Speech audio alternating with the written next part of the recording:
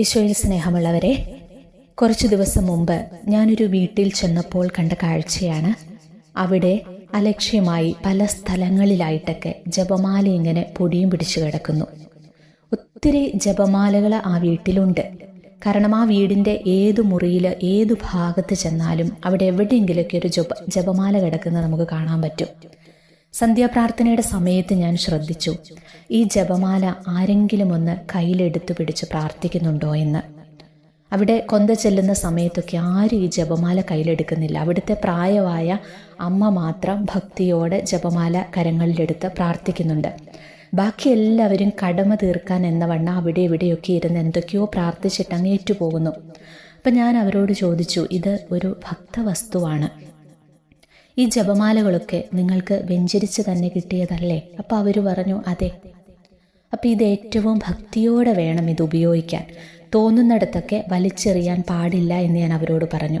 അവിടുത്തെ വീട്ടിലെ കുട്ടികളൊക്കെ അതെടുത്ത് എറിഞ്ഞു കളിക്കുകയാണ് ഈ കുരിശു വരയ്ക്കുന്ന സമയത്ത്. അതൊക്കെ കണ്ടപ്പോൾ എനിക്ക് ഒത്തിരി സങ്കടം തോന്നി കേട്ടോ.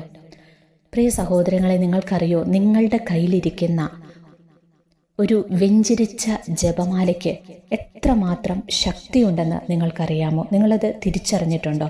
ഞാനൊരു കൊച്ചു സംഭവം നിങ്ങളോട് പറയാം.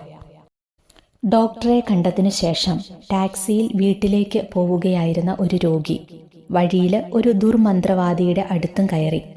മന്ത്രവാദി ആഭിചാര പ്രവർത്തനങ്ങൾ ആരംഭിച്ചു. പക്ഷേ ഒന്നും ശരിയാകുന്നില്ല.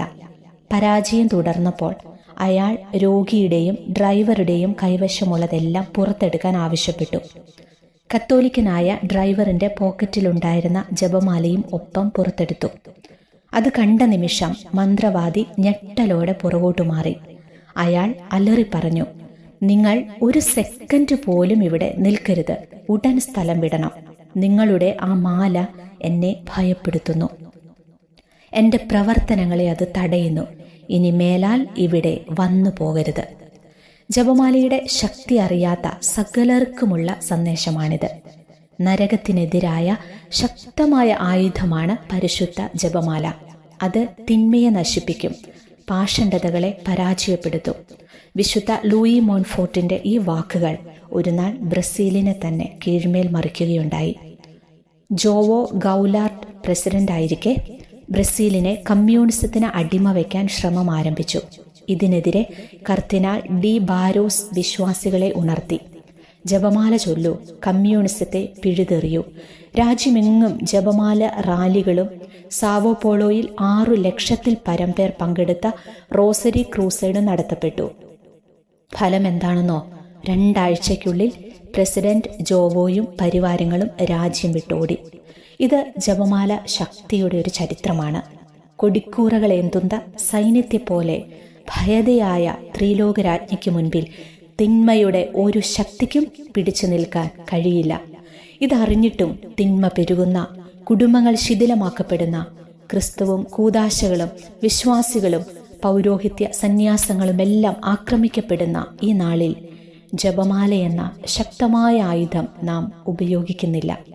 പ്രാർത്ഥന പ്രദക്ഷിണങ്ങളാൽ നിരത്തുകൾ ജനനിബിഡമായിരുന്നെങ്കിൽ, പരിശുദ്ധ ജപമാല ഉയർത്തിയ കരങ്ങൾ നഗരങ്ങളെ കീഴടക്കിയിരുന്നെങ്കിൽ, തിന്മ ദേശം വിട്ടോടുന്നത് നാം കാണും. സമാധാനം രാജ്യങ്ങളെ ഭരിക്കും. കുടുംബങ്ങളും സമൂഹവും സഭയും സ്നേഹത്തിൻ്റെ വെന്നിക്കൊടി പാറിക്കും. ഇന്ന് കുടുംബത്തിൽ, ലോകത്ത് സമാധാനമുണ്ടാകണോ? നിങ്ങൾ ജപമാല കരങ്ങളിലെടുത്ത് പരിശുദ്ധ അമ്മയോട് ചേർന്ന് പ്രാർത്ഥിക്കൂ. കുടുംബത്തിൽ സമാധാനം നിറയും, സന്തോഷം നിറയും, മക്കളുടെ ജീവിതത്തിലൊക്കെ ഐശ്വര്യമുണ്ടാകും. ഒരു ജപമാല പ്രാർത്ഥനയുടെ ശക്തി എത്രത്തോളമെന്ന് ഇപ്പം നിങ്ങൾക്ക് മനസ്സിലായില്ലേ? വെഞ്ചരിച്ച ഒരു ജപമാല എപ്പോഴും നമ്മുടെ കയ്യിലുണ്ടായിരിക്കട്ടെ.